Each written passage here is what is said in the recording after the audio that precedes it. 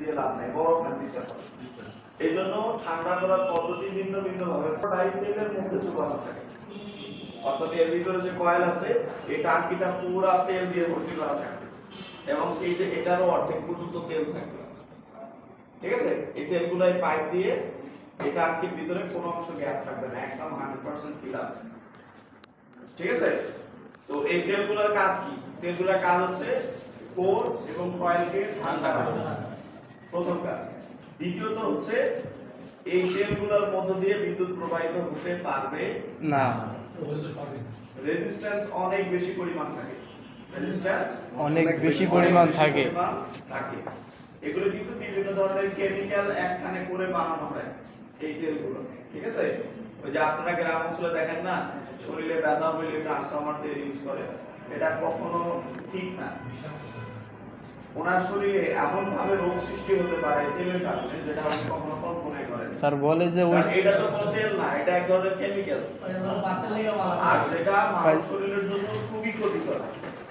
মানব শরীরের জন্য internal cancer তৈরির জন্য সবচেয়ে ভালো মতন হচ্ছে ট্রান্সফরমার তেল, ঠিক আছে।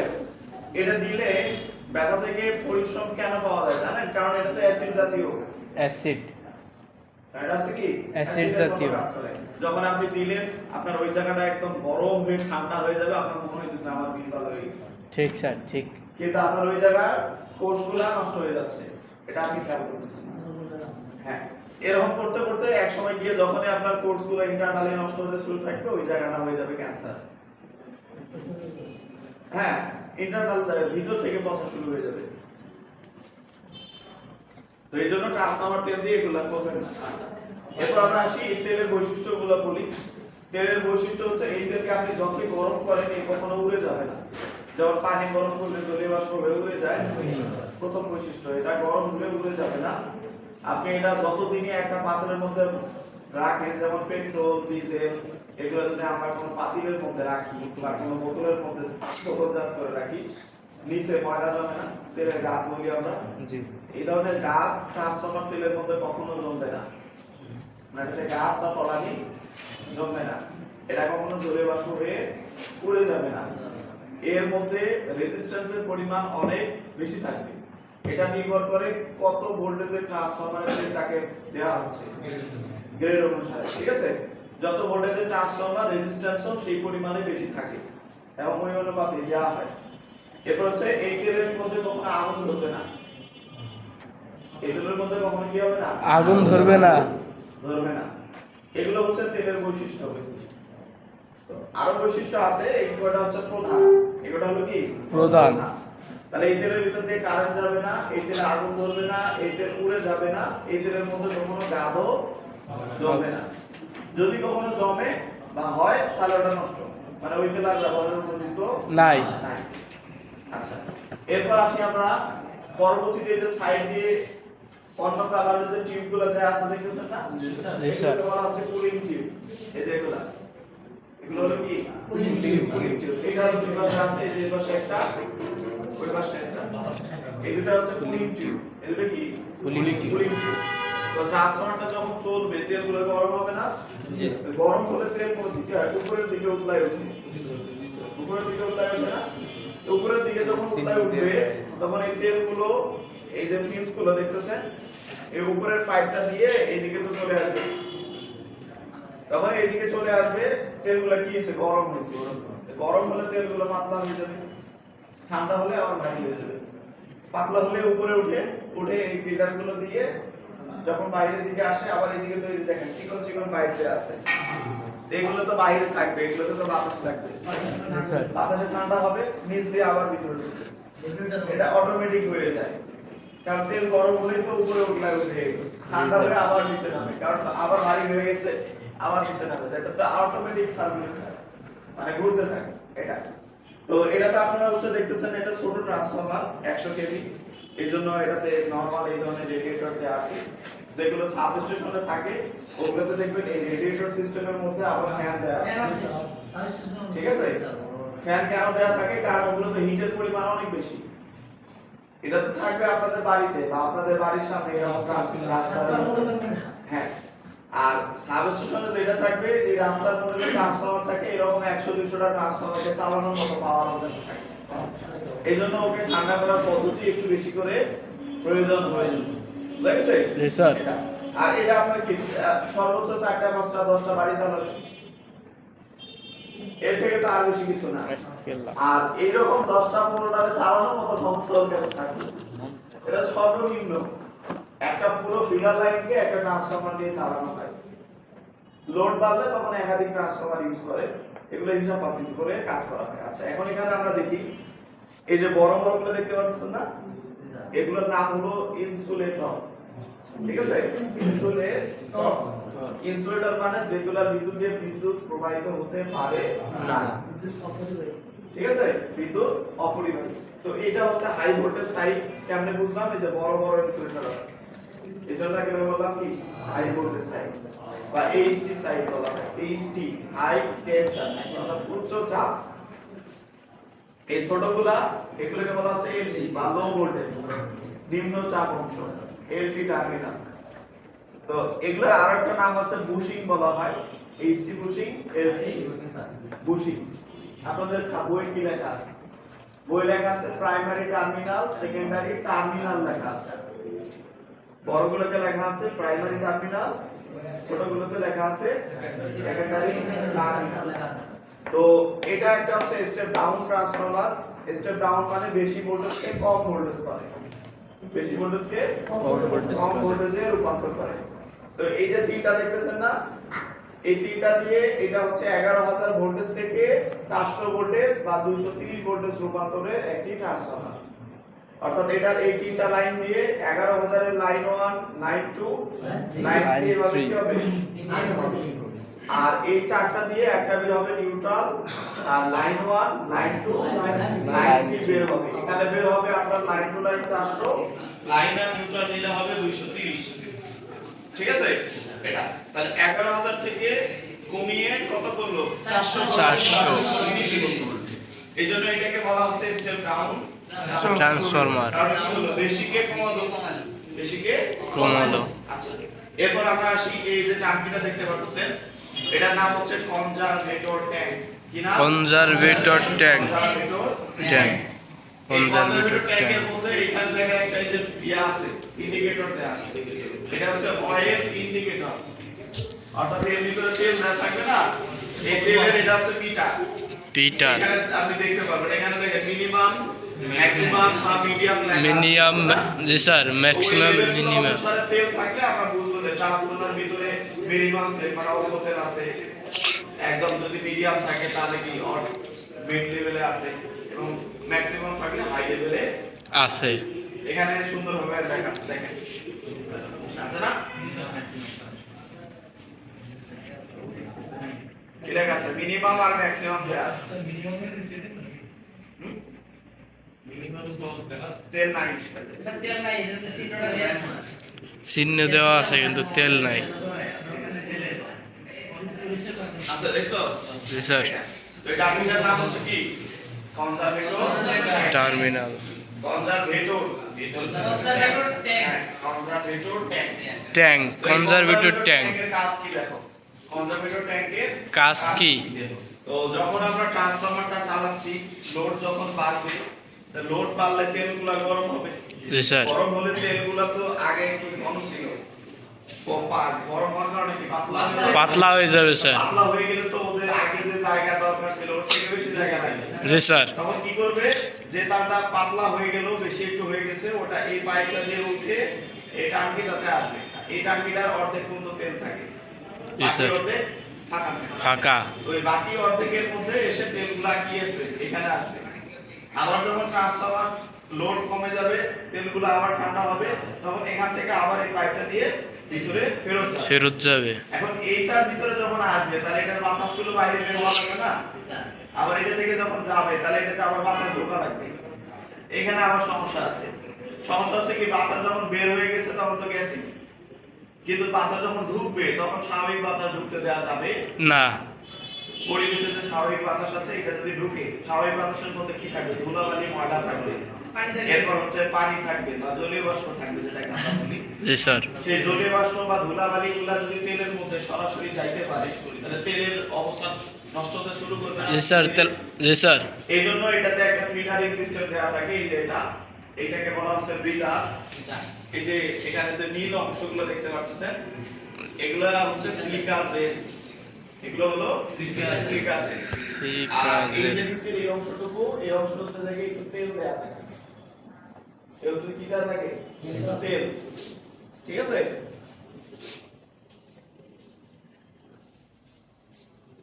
আচ্ছা এবার দেখো, এই যে নিচের দিকে ক্যাপের অংশটুকু, এইটুকুতে তেল দেওয়া থাকে আর এগুলো হচ্ছে সিলিকা জেল। এই যে এই গ্যাপটা কিন্তু এই সাইড দিয়ে, চারপাশে এই সাইডটা দিয়ে গ্যাপ, এই দিক দিয়ে ঢুকে, ঠিক আছে? এদিক দিয়ে বাতাস ঢুকে এইদিকে এসে তেলের মধ্যে ফিল্টার হয়ে তারপর এখানে ঢুকে। তো তেলগুলো কাজ হচ্ছে কি, ধুলাবালি ময়লা গেলে ওগুলোকে আটকে দেয়া, শুধু বাতাসটা যাতে ভিতরে ঢুকে এটা। এখন বাতাসটা যখন শুধু ভিতরে ঢুকবে, ওই কনজারভেটর ট্যাঙ্কে ব্রিদারের মধ্যে সিলিকা জেল আছে না, ওই আবার বাতাসটা ফিল্টার করবে। বাতাসটার মধ্যে যদি আপনার জলীয় বাষ্প থাকে, সেই জলীয় বাষ্পটারে কি করবে? ফিল্টার করবে। এখন বাতাসের মধ্যে কি থাকলো না, ময়লাও থাকলো না, জলীয় বাষ্প থাকলো না, একদম পরিষ্কার শুষ্ক বাতাস ট্যাঙ্কের মধ্যে ঢুকলো। আর বের হয়ে যাওয়ার সময় বের হয়ে গেছে, ওখানে তো আর কোনো ঝামেলা নেই, বের হয়ে চলে গেছে। জি স্যার। এই জন্য এটাকে সহজ সোজা বাংলায় বলে ট্রান্সফরমারের নাক, মানে শ্বাস যন্ত্র। এটা দিয়ে ট্রান্সফরমারের নাক, ঠিক আছে? এই জন্য এটাকে বলা হচ্ছে ব্রিদার। ব্রিদার, ঠিক আছে? ব্রিথ মানে শ্বাস প্রশ্বাস নেওয়া। জি স্যার। ঠিক আছে? ব্রিথ তো সেই মানে তো শ্বাস নেওয়া, ব্রিথ। আচ্ছা বুঝতে পারছেন তো কি কি নাম বললাম? এটার নাম হচ্ছে ট্রান্সফরমার ট্যাঙ্ক, আর এগুলোর নাম হচ্ছে কুলিং টিউব, এগুলো হচ্ছে এইচটি বুশিং, এলটি বুশিং, এটা হচ্ছে কি conservator tank, conversation tank, breather, ব্রিদারে কি আছে? সিলিকা জেল আছে, সিলিকার জেল। জি স্যার। আচ্ছা এখন আমরা আসি ট্রান্সফরমারের ভোল্টেজ একটু কমানো বাড়ানো যায় একটু ট্যাপ চেঞ্জারের মাধ্যমে। ট্যাপ চেঞ্জারটা হলো কি, যে আমরা বাসা বাড়িতে যখন ফ্রিজ চালাই, ফ্রিজের মধ্যে ভোল্টেজ স্টেবিলাইজার নামে কথা শুনছেন না? জি স্যার। শুনছেন না? Voltage stabilizer.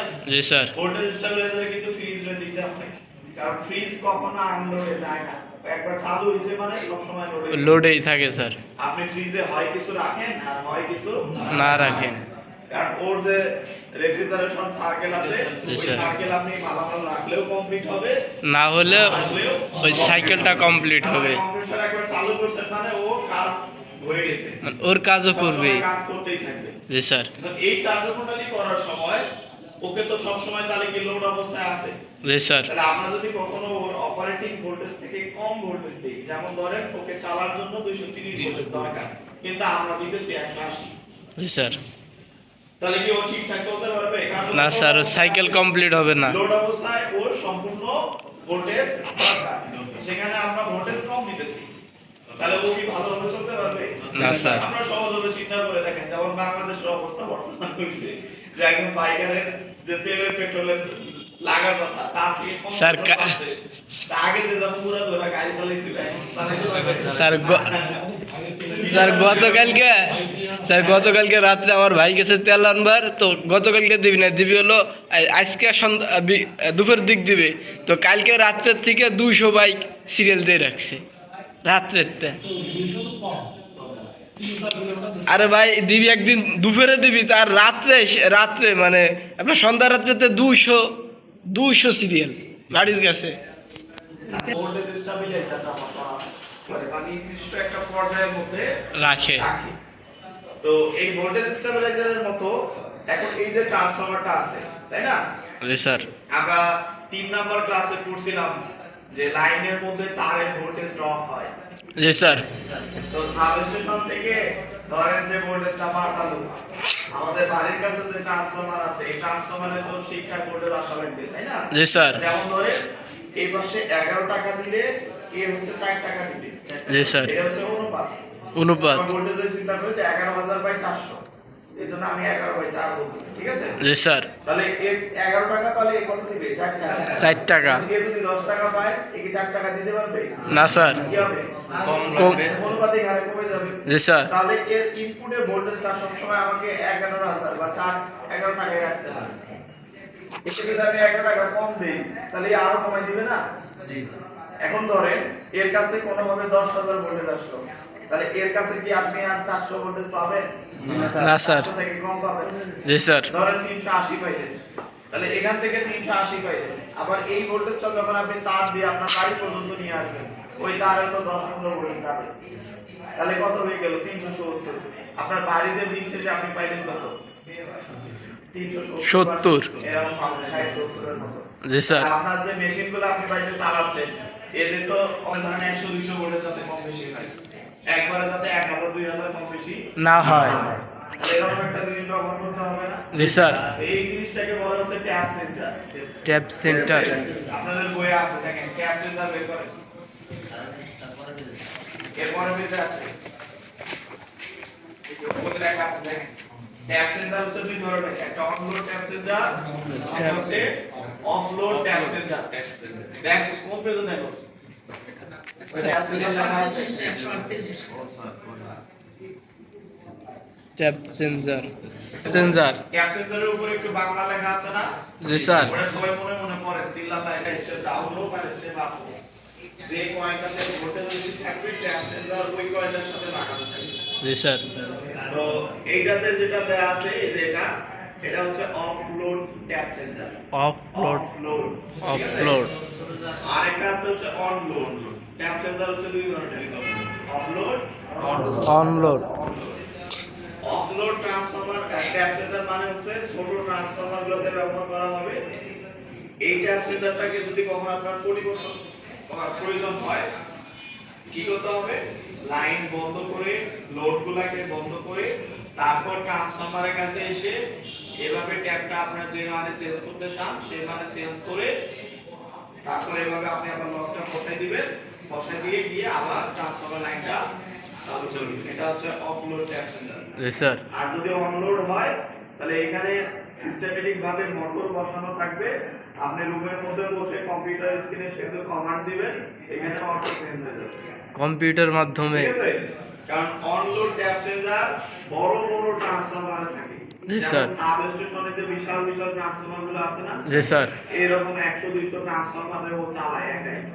জি স্যার। তাহলে ওই ট্রান্সফরমারের মধ্যে কিন্তু ওটা যদি আমি চালু বন্ধ করতে চাই তাহলে আপনার এলাকায় বিদ্যুৎ বন্ধ হবে। কারণ বন্ধ করলাম আপনার এলাকায় কারেন্ট নাই, মানে পুরো এলাকায় কারেন্ট নাই। আবার ট্যাপ চেঞ্জ করে আবার দিলেন, আবার পুরো এলাকায় কারেন্ট আসবে। এটা একটা ঝামেলার বিষয় না? জি স্যার। হ্যাঁ। আর এরকম ছোট ট্রান্সফরমার মানে যেগুলো হচ্ছে আমাদের বাড়িতে যখন আমরা ছোট ট্রান্সফরমার ছোটভাবে একটা সাবস্টেশন করি বা ফ্যাক্টরির মধ্যে যখন সাবস্টেশন করি জি স্যার। তখন এটা হচ্ছে নিজস্ব বা পার্সোনাল ভাবে পার্সোনাল ভাবে। তখন আপনি বন্ধ করলেন শুধু আপনার ফ্যাক্টরিতে বা আপনার বাসায় বিদ্যুৎ বন্ধ হলো, পুরো এলাকায় তো আর বন্ধ হলো না। না স্যার। এই জন্য বড় ট্রান্সফরমার যেগুলো আছে এগুলোকে ব্যবহার করা হয় অনলোড, আর আর ছোটগুলারে এগুলো ব্যবহার করা হয় অফলোড। অনলোড গুলো কি হয়? অটোমেটিক্যালি ভাবে চালু বন্ধ করা যায়, মানে আপনি রুমের ভিতর বসে থেকে কমান্ড দিয়ে অফ অন করতে পারবো। জি স্যার। আর বড়গুলো ছোটগুলোতে আপনাকে ট্রান্সফরমার লাইন বন্ধ করে এসে তারপর চেঞ্জ করতে হবে। এটাই হচ্ছে পার্থক্য। জি স্যার। আচ্ছা, এবার দেখো জি স্যার। এই প্রথম পেজটা বের করেন আবার। হ্যাঁ, এই যে ট্রান্সফরমারের কোর ছিল না, পাইপটা আসছে এদিক থেকে যে পাইপটা যাচ্ছে এটা হচ্ছে এই যে এই পাশের পাইপটা, আর এই পাশ থেকে যে বের হয়ে যাবে যে লেখা আছে টু কনজারভেটর, আর এই যে এটা হচ্ছে এই পাশে। ঠিক আছে? এই মাঝখানে একটা দিলে তাহলে এদিক দিয়ে তেলটা ঢুকে এদিক দিয়ে কি হবে? বের হয়ে যাবে। তাহলে দেখেন এখানে একটা স্প্রিং এর মাধ্যমে এখানে একটা সুইচ বসানো আছে, এইখানে স্প্রিং এর মাধ্যমে আরেকটা সুইচ বসানো আছে। তাহলে তেলগুলো শুরুতে যখন স্বাভাবিকের থেকে একটু বেশি দেওয়া শুরু হবে তখন প্রথমে কোনটারে চাপ দিবে? এটাতে। এইটারে। এটাতে চাপ দিবে না? জি স্যার। এখন এইটাকে স্প্রিংটা একটু বেশি হার্ড করে দেওয়া থাকে, মানে একটু শক্ত করে দেওয়া থাকে, আর উপরের সুইচের স্প্রিংটা একটু কম, তার তুলনায় একটু কম শক্ত করে দেওয়া থাকে। তাহলে প্রথমে দেখেন গ্যাসগুলো কি হয়, এই পাল দিয়ে ট্রান্সফার ট্যাঙ্ক থেকে এই পাল দিয়ে ঢুকে উপরে উঠে এই সুইচটাতে যখনই উপর দিকে পুশ করে এটা চালু হয়ে গিয়ে to alarm circuit, to alarm circuit. তাহলে কেন এনসি হয়ে যাবে? এনসি হয়ে যাওয়ার সাথে অ্যালার্ম সার্কিট কি হবে? অ্যালার্ম বাজা শুরু হবে। অ্যালার্ম বাজা শুরু হবে। এখন এই অ্যালার্ম বাজতে বাজতে যদি লোডের পরিমাণ আরো বাড়তে থাকে তখন কি তেলগুলো আরো উড়াধুরা করে তারা উপরে উপরে বের হওয়ার চেষ্টা করবে না? জি স্যার। বের হওয়ার জন্য চেষ্টা করবে, তখনই আমার এইটার মধ্যে কি হবে, প্রেসারটা বেশি আসে যাবে। জি স্যার। তখন এটা এই দিক সরে আসবে, সুইচটা এদিকে উপরে উঠবে। এই যে to trip circuit, circuit breaker signal হবে, সার্কিট ব্রেকার ঠাস করে পড়ে গিয়ে ট্রান্সফরমারের পাওয়ার বন্ধ হয়ে যাবে। ঠিক আছে, তখন ট্রান্সফরমার কি থাকলো, সুরক্ষিত থাকলো। তাহলে এটা হচ্ছে বুকলো সিলের কাজ।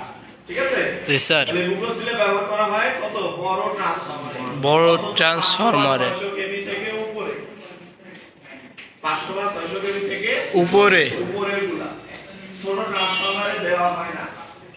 ছোট ট্রান্সফরমারে আপনার নরমাল সার্কিট ব্রেকারই যথেষ্ট, ওই যে ড্রপ আউট ফিউজ, এরপর এলবিএস বা বিসিবি ওসিবি এগুলাই যথেষ্ট। আর এই পাশে পয়েন্টটাকে বিভিন্ন পয়েন্টে ভাগ করা হয়। জি স্যার। তাহলে এটা হচ্ছে ট্যাপ সেন্সরের পয়েন্টটা, এটার মধ্যে 1 2 3 4 5 এভাবে 6 7। জি স্যার। এটা উঠানোর পর এখানে দেখবেন যে 1 2 3 4 5 6 লেখা আছে। ঠিক আছে, দেখা যায়? জি স্যার। দেখে নিবেন, না দেখে নিবেন। তো এইটা কাজ কেমনে করতেছে দেখেন, যখন আমি 1 আর 2 এর মধ্যে সেট করব, তখন দেখেন 1 আর 2 শর্ট করে হয়ে গেছে না ভিতরে। জি স্যার। তার মানে এখান থেকে 1 আর 2 এই দুটো শর্ট হয়ে গেল। তাহলে যখনই শর্ট হয়ে যাবে, তাহলে এখান থেকে এই পর্যন্ত পুরো কয়েল এবং এখান থেকে এই পর্যন্ত পুরো কয়েল দুইটা মিলে একটা কয়েল হবে, একটা কয়েল। তাহলে প্যাচ সংখ্যা বেশি হলো। জি স্যার। ইন প্যাচ সংখ্যা যখন বেশি হবে, তাহলে ইনপুটে এই পাশে সাপ্লাইতে ভোল্টেজটা থাকবে, তার তুলনায় আউটপুটে আমরা ভোল্টেজের পরিমাণটা বেশি পাবো। কারণ আমরা জানি যে প্যাচ সংখ্যা যেদিকে বেশি, ভোল্টেজ সেদিকে বেশি। আবার দেখেন, যখনই এটা আমি চেঞ্জ করে 2 থেকে 3 এ নিয়ে আসবো, তাহলে এখানে তো 2 পয়েন্ট এটা, এখানে 3 পয়েন্ট এটা। তাহলে এই যে 1 থেকে 3 পর্যন্ত এইটুকু কয়েল বাদ যাবে না? জি স্যার। তাহলে এইটুকু কয়েলে কি হলো, প্যাচ সংখ্যা বাদ হয়ে গেল। তাহলে ভোল্টেজের পরিমাণ একটু কি হবে, কমে যাবে। কমে যাবে। দেখেন আরো কমাইতে পারবো এটাকে, যদি আমরা আবার 3 থেকে 4 এ নিয়ে আসি, তাহলে এখানে 3, এখানে কি 4। তাহলে 2 থেকে 4 এর মধ্যবর্তী কয়েলটুকু এবং 1 থেকে 3 এর মধ্যবর্তী কয়েলটুকু কি হয়ে গেল, বাদ পড়ে গেল। বাদ পড়ে গেল। তাহলে আমাদের ভোল্টেজ কি হয়ে যাবে, আরো কমে যাবে। আবার পরবর্তীতে আমরা যদি এখানে 4 থেকে 5 সেট করি, 4 থেকে 5 সেট করছি মানে এই যে 4 থেকে শুরু করে এই যে 5 পর্যন্ত এটা কি হয়ে গেছে, শর্ট হয়ে গেছে। শর্ট। তাহলে এই যে মাঝখানে এইটুকু কয়েল আমাদের পুরো কি হয়ে গেছে, বাদ। এটু কি হয়ে গেল, একটু বাদ পড়ে গেল। বাদ হয়ে গেল। তাহলে ভোল্টেজের পরিমাণ আরো কমে গেল। জি স্যার। আমরা যদি আবার 5 থেকে 6 করি, তাহলে এই পাশে 5, ওই পাশে 6, তাহলে মাঝখানের কয়েলটুকু পুরোটা কি হয়ে গেছে, বাদ পড়ে গেছে। তাহলে আমাদের ভোল্টেজের পরিমাণ কি হবে, কমে যাবে। তাহলে ইনপুটে ভোল্টেজ যদি কমে, ট্যাপ সেন্সরের মাধ্যমে আউটপুটে আমরা প্যাচ সংখ্যা বাড়াই দিব, তাহলে ভোল্টেজ বাড়বে। আবার ইনপুটে ভোল্টেজ যদি বেশি আসে, তাহলে ট্যাপ সেন্সরের আউটপুটে কয়েলের প্যাচ আমরা কি করব, কমাই দেব। তাহলে ভোল্টেজ কি হবে, কমে যাবে। এইভাবে স্টেবল করা যায়। তাহলে কতটুকু ভোল্টেজ আমরা কমানো বাড়ানো করতে পারবো এইভাবে, সেটাকে বলা হচ্ছে ম্যাক্সিমাম 5%। ম্যাক্সিমাম 5%, 5%। মানে 2.5% করা যায় এরকম। জি স্যার। আপনাদের বইতে মনে লেখা আছে, এটা হচ্ছে ট্রান্সফরমারের কানেকশন। আমরা দেখব একটু পর। এখানে একটা ট্রান্সফরমার নেম প্লেট আছে, নেম প্লেটটা যদি আমরা খেয়াল করি, তাহলে নেম প্লেটটা প্রথমে লেখা আছে ও 1 ঘন্টায় হবে, 10 জিবি হবে, 20 জিবি হবে। কোম্পানির নাম সাইডে আছে PNOSCT 100 11 PNOSCT, এটা হচ্ছে টাইপ নাম্বার। ঠিক আছে, তারপর লেখা আছে NO মানে হচ্ছে সিরিয়াল নাম্বার, তারপর হচ্ছে ইয়ার অফ ম্যানুফ্যাকচার 2014, মানে এটা 2014 সালে বানানো হয়েছে ট্রান্সফরমার। তারপর হচ্ছে রেটিং পাওয়ার হচ্ছে কত, 100 কেভিএ। নাম্বার অফ ফেজ হচ্ছে 3, ট্রান্সফরমার টু স্পেসিফিকেশন EN/IEC 600761। তার মানে এটা হচ্ছে IEC স্ট্যান্ডার্ড একটি ট্রান্সফরমারের যে জিনিসপত্র আছে সব IEC স্ট্যান্ডার্ড। ঠিক আছে, জি স্যার। এরপর যদি আমরা রেটেড ভোল্টেজ দেখি, এইচপি মানে হাই ভোল্টেজ কত আছে, 11,000 প্লাস মাইনাস 2.5%। জি স্যার। এটা কিন্তু ওই ট্যাপ সেন্সিং ভোল্টেজ। আচ্ছা, তারপর এলভি তে আছে কত, 415। তাহলে এটা ইনপুট হচ্ছে 11000, আউটপুট হলো 415। কারেন্ট দেয়া আছে দেখেন, ইনপুটে কারেন্ট দেয়া আছে 5.25 আর আউটপুটে কারেন্ট দেয়া আছে 1.39। মানে 5 এম্পিয়ার কারেন্ট যাবে, কিন্তু ভোল্টেজ থাকবে 11000। আর আউটপুটে 415 ভোল্টেজ আউটপুট হবে, কিন্তু কারেন্ট হবে 169 দশমিক কত 10 অ্যাম্পিয়ার। এইটা হচ্ছে দেখেন আমরা কালকে পড়ছিলাম যে ট্রান্সফরমারে ইনপুট পাওয়ার আউটপুট পাওয়ার সমান থাকে, শুধু ভোল্টেজ কম বেশি হয়, কিন্তু ভোল্টেজ কম বেশি থাকে, ফ্রিকোয়েন্সি ঠিক থাকে। ইনপুটের যা ফ্রিকোয়েন্সি ছিল